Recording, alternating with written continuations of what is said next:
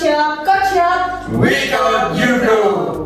Oke, kembali lagi bersama kami di podcast buku Sense Master Your Time, Master Your Life. Nah, sebelum kita membedah buku ini, alangkah lebih baiknya kita perkenalan dulu nih. Mulai dari Aku Saifa. Saya Fatfi. Saya Amel. saya Okta. Nah, di sini kita akan membahas bab 1 yang judulnya itu waktu perencanaan strategis dan penetapan tujuan. Nah, buat teman-teman nih sudah baca bab 1 ya. Di sini apa sih yang teman-teman bisa ambil, bisa dipelajari di bab ini? Good, terima kasih Kak Okta. Jadi yang pertama mungkin bisa saya awali ya, di kata-kata awal itu memang cukup menarik dan kita bisa borderline itu karena di cerita selanjutnya hanya contoh-contoh cerita. Jadi saya akan sampaikan bahwa di sini sampaikan bahwa ada satu kualitas yang harus dimiliki seseorang untuk meraih kemenangan, dan itu adalah kejelasan tujuan. Mungkin di bab sebelumnya atau di bab ini juga dijelaskan bahwa kejelasan adalah 95% penentu keberhasilan. Karena kalau kita nggak punya tujuan, otomatis ya kita nggak tahu mau jalan kemana, mau menuju apa, itu kita nggak tahu. Gamblang. Dan orang itu di sini kalau dikatakan apa sih yang dinamakan kejelasan tujuan? Kejelasan tujuan itu yang pertama adalah tahu apa yang diinginkannya, dan yang kedua adalah hasrat yang menggebu untuk meraihnya. Itu kata Napoleon Hill. Jadi buang-buang waktu terbesar adalah memulai perjalanan tanpa tujuan yang jelas dan spesifik, justru meraih tujuan orang lain. Jadi banyak sih di kita, apalagi di zaman teknologi saat ini ya.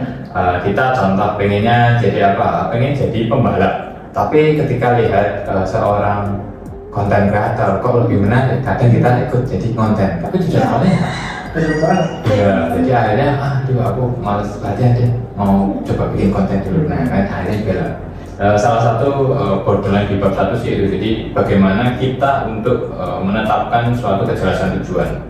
Kalau dari saya itu Kak. Kalau dari aku mungkin mirip-mirip sama yang dikatakan Pak Fatfi ya. Di sini tuh apa ya, salah satu tokoh tuh juga mengatakan bahwa perencanaan waktu yang efektif memungkinkan kita melakukan hal-hal yang paling penting di waktu yang tepat. Jadi mungkin lebih kayak planning sebelum kita melakukan hal-hal yang mau kita tuju itu seperti apa. Jadi ya kita punya planning sebelumnya. Tapi memang ini sih sering banget kayak distraksi itu nggak hanya soal di pekerjaan, kayak di kehidupan sehari-hari. Kayak misal kita mau makan nih, udah disiapin makanannya, terus habis itu buka HP dulu, scroll dulu, saya nggak kerasa 1 jam makanannya tujuan kita tuh makan, ya makan ini sampai nasi dingin itu pada kecil di kehidupan sehari-hari itu sering banget sih jadi. Dan kalau kita di era sekarang itu memang banyak banget apa yang namanya distraksi ya, namanya yang ada di HP ini memang jadi distraksi. Kita mau apa jadinya apa. Contoh makan itu maksimal 15 menit, tapi coba teman-teman makan 30 menit biasanya ya kan, karena ya sambil lihat Instagram, sambil lihat film atau sambil yang lainnya. Kan dulu kita kalau kecil itu kan makan juga nggak boleh ya sambil ngobrol ya. Nah, sekarang kita makan sambil Terus juga di sini mungkin kata nambahin ya, kalau misalnya soal yang tadi kan udah jelas ya disampaikan oleh teman-teman. Nah, di sini tuh yang paling berpengaruh itu kalau kita mau mencapai sebuah tujuan kita, kalau menurut Okta itu menghindari pemborosan waktu sih. Jadi itu yang paling, selain tadi yang disampaikan Pak Fatfi kan kita kalau melihat yang lain pengen itu, nah selain itu yang paling penting lagi itu adalah pemborosan waktu. Kalau Tata Su biasanya yang paling ke distract itu saat udah buka HP. Nah itu kita jadi lupa akan tujuan. Seperti yang tadi dikatakan, walaupun kita udah sadar nih pas kita udah scroll HP, tapi itu tetap nanti. Nah itu tuh mempersulit kita untuk mencapai tujuan kita di awal tadi sih. Contoh kecilnya. Terima kasih kata-kata pemborosan waktu ya. Coba kalau kita ingin jujur di sini. kadang itu kan ada pertanyaan gini dan banyak juga di Reels itu menyampaikan bahwa sama-sama, umurmu sama-sama 24 tahun, tapi pencapaianku beda. nah, berarti kan kita bisa jadi ada kesalahan dalam menggunakan waktu. Ya, coba kita dari sini di podcast ini juga kita sama-sama coba breakdown. Menurut teman-teman, kalau dalam satu hari ini atau biasanya kita boros waktu buat apa? Boros itu maknanya masing-masing ya. Nah, kalau saya boros waktu buat kerja Pak, sama karena kerja 8 jam lebih gak boleh. Boros waktu adalah waktu yang terbuang sia-sia. Yuk, kalau dari teman-teman apa ya? Kalau dari saya mungkin itu pagi hari itu pokoknya jangan banget itu pegang HP pas waktu udah melek itu jangan pegang HP soalnya kayak tadi pagi bangun bobo langsung pegang HP gak taunya udah scroll sampai jam 6:30 dan itu belum ngapa-ngapain padahal jarak rumah Okta ke kantor itu lumayan jauh ya 40 menitan gitu jadi di jalan ngebut dan itu kan itu gak baik ya. Yang tiba-tiba buka HP di pagi hari. Iya, sumpah itu. Kalau malam hari? Kalau malam hari ya tetap buka HP.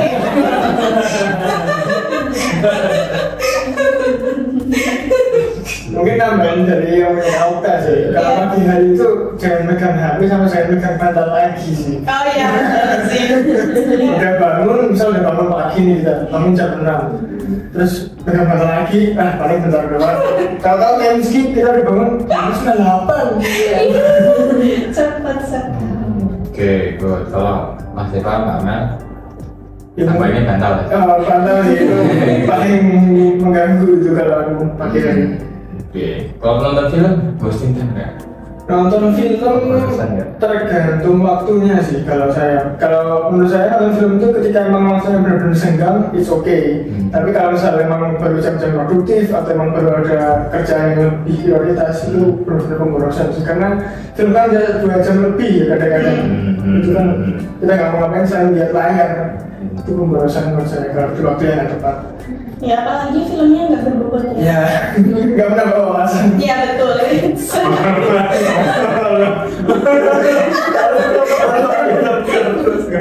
Buat konsumsinya. Oke, kalau Amel apa nih? Kalau saya ini sih Pak, mungkin makan.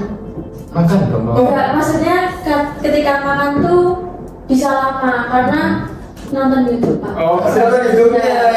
Bukan makannya. Jadi lama kan Pak. Harusnya misal habis apa ya 15 menit udah habis gitu kan tak jadi 30 lebih gitu. Karena nonton terus nanti ada yang ngobrol. Mama diminta.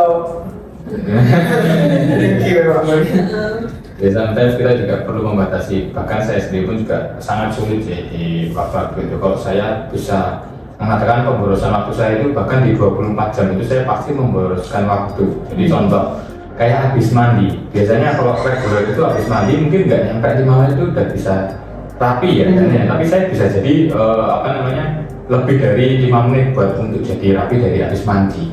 Karena kadang saya habis mandi, melihat ini saya pegang, melihat ini saya pegang.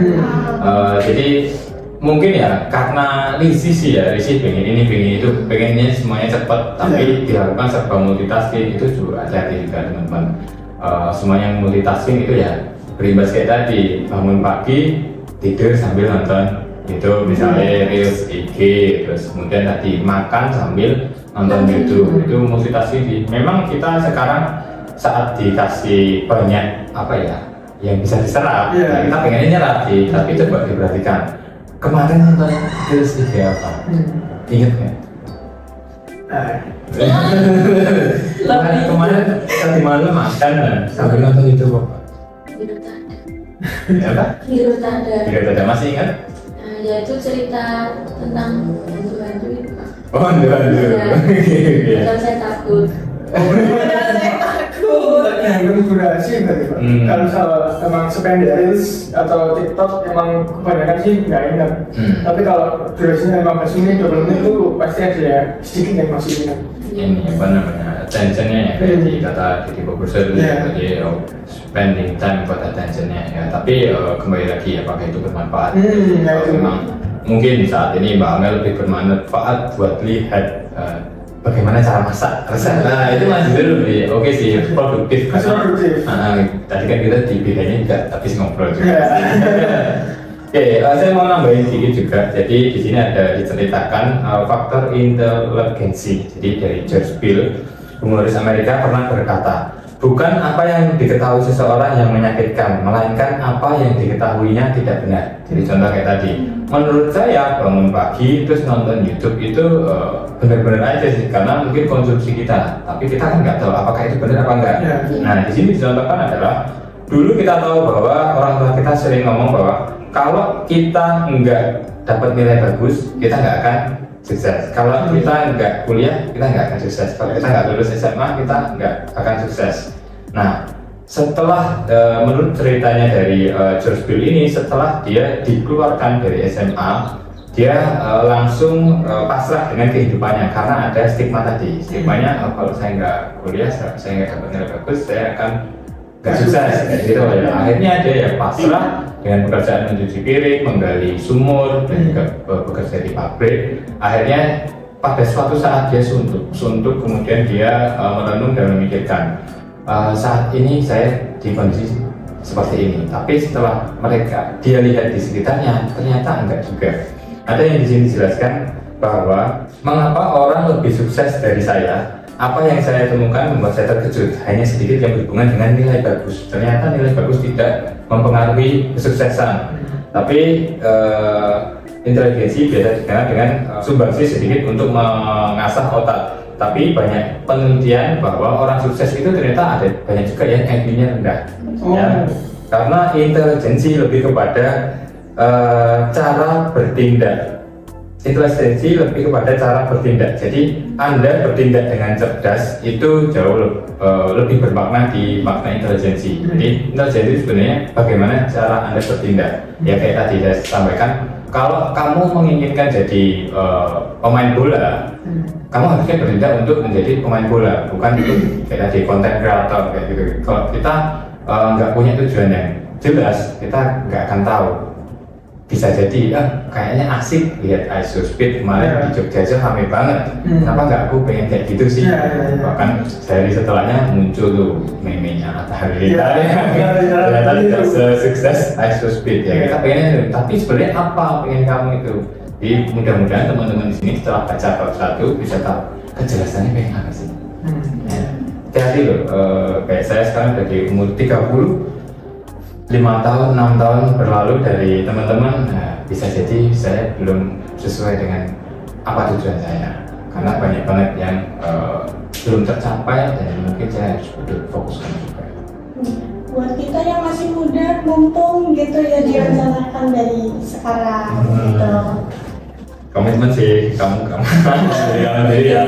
Iya kok mumpung, tapi memang mumpung banget. Ya masih segini. Berarti kalau aku dari yang George Bill bilang tadi kan, inteligensi bukan soal akademis ya, Bro. Tapi soal disiplinitas mungkin terhadap komitmennya sendiri. Yes.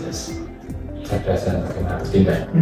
Oke, jadi kesimpulannya yang dapat Tata ambil di sini di bab 1 yang waktu perencanaan strategis dan penetapan tujuan itu, yang pertama itu ada caranya bagaimana pentingnya perencanaan itu yang matang. Jadi kita harus mematangkan rencana kita. Terus yang kedua itu ada penetapan tujuan yang jelas. Jadi kita harus tahu kemana kita harus tujuannya itu untuk mencapai tujuan kita di depan sana. Lalu yang ketiga itu menghindari pemborosan waktu. Nah itu yang sering nge-distract kita. Lalu yang keempat evaluasi berkala dan refleksi gitu. Oke, cukup untuk pembahasan bab 1 ini. Kami dari Code Shop ingin menyampaikan bahwa Code Shop itu bergerak di bidang identifikasi data. Iya. Barang-barang bergerak di identifikasi data seperti perawatan kasir, ada scanner barcode, kemudian kita ada printer, custom juga bisa. Customer ya, kita ready untuk printer seperti ID card printer, printer label, printer kasir, dan komputer kasir paket secara lengkap. Untuk suppliesnya kita juga ready banyak. Kita ada di cabang mana aja, Kak? di Surabaya, Semarang, Medan, Jakarta, Makassar. Oke. Nextnya ditunggu aja, mudah-mudahan kita ada di Balikpapan dan juga di Banjarmasin. Oke, cukup sekian buat pembahasan bab 1 ini. See you di bab selanjutnya. Bye.